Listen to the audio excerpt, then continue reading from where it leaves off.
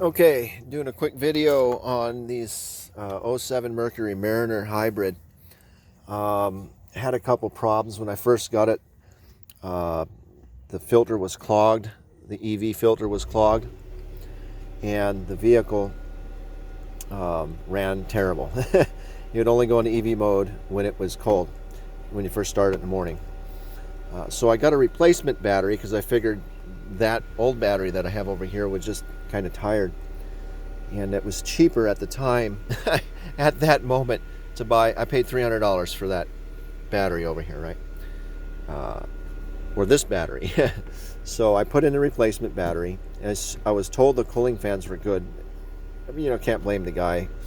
He was told the cooling fans were good and he bought it and he didn't use it. So it turned out one of the fans was working intermittently, the right one, right? And the left fan was working good. Now these are really special fans. They're pulse modulated fans that run off of, I think, 230 volts or something. It's kind of crazy when you read up on it, but they're variable speed fans, and the trigger that triggers them is a pulse modulation signal to adjust the speed on these things. So long story short, the right fan wasn't running at the proper speeds when it would run, and then I would touch it and then it would start spinning, right? So not sure why it would do that. So I got tired of it and I said I want to have a way to do two things with this battery pack. I want to be able to monitor the temperature inside the battery. Now, funny thing is I was looking all over every auto parts store, hardware store, trying to find some kind of a remote temperature sensor for the battery pack, but everything for cooling engines was too high of a temperature that it started at. And then I got to thinking, well, you know, because I just bought a grill, I thought, well, why not, right? So I went down and bought this Weber dual probe. It'll handle up to 4 probes. I just run 2 probes in it because that's all I need. So 2 things I've done. I've got sight holes inside the vehicle's EV battery through the cooling fan housing. Okay, so if you look in here, see that? And then I marked the fan with yellow lines. So I also drilled holes in the top EV battery cover, right? Now they'll get plugged.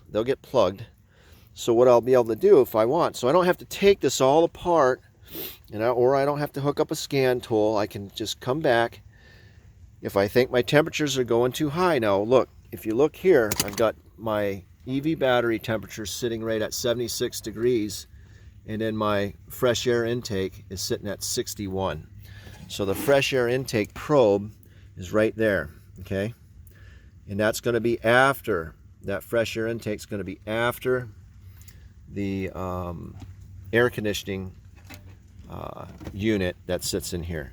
I might later put a third probe to the fresh air intake before the filter.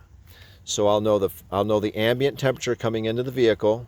I'll know the post temperature after the AC evaporator, and then I'll know the battery temperature, okay? So right now I'm going to know the battery temperature and the temperature coming into the battery after the AC coil has cooled it. So right now battery's sitting at 76 degrees. I've had the car just in on mode for about an hour, and it turns off and on by itself. Temperature of the battery's not hot enough to activate the fans. I will get my CAN bus hooked up to the OBD2 and then download the program I'm going to need for this thing. I just haven't got around to doing that yet, so I'll get that done and I'll do a full diagnostic test on the vehicle. Just going into Ford to get reprogrammed. I think somebody's messed around with the computer and downloaded something to defeat the warning systems, because I should have got a code on some of this stuff. So anyway, just thought I'd let people know what I'm doing here. So that probe, one of the probes, you can see one of the wires here, right? What I did is I put it in a piece of foam, and this is a special kind of foam that's for the EV batteries, right? So I chopped a piece, shoved the probe inside the foam, and centered it up underneath the battery cover. So that probe for the battery temperature, which is sitting at 76 degrees, is center of the battery. Okay, that feeds through here, and I've got this blocked off with some more foam. Had to drill a hole here to get that probe through, and then that feeds around and then up under the plastic here, comes up, had to drill a couple holes and then put it here, and then that's velcroed to that. Now this is Bluetooth, so I can monitor this from my phone, which is really cool, and that ought to help. So I can keep an eye on my battery temperatures, whether I'm unloading stuff when I'm camping right in the back of the vehicle here, or if I want, I can go ahead and use my phone. If I suspect high temperatures on a hot day and I suspect the cooling fan's not working, I'll be able to go in here and when this cover's installed, I'll be able to just go ahead and take a flashlight and I'll be able to shine it down inside here, inside that opening. You're not going to see it with this, I can't get the right angle, but I can see it. So when that's all installed, you'll be able to see them fans spinning in there because I've marked them with yellow lines. So when I get it all done and it's a hot day and it starts cycling through and the fans are kicking on, I'll try and do a video to give you a close-up of that. I don't know if I'll be able to, but I'll try.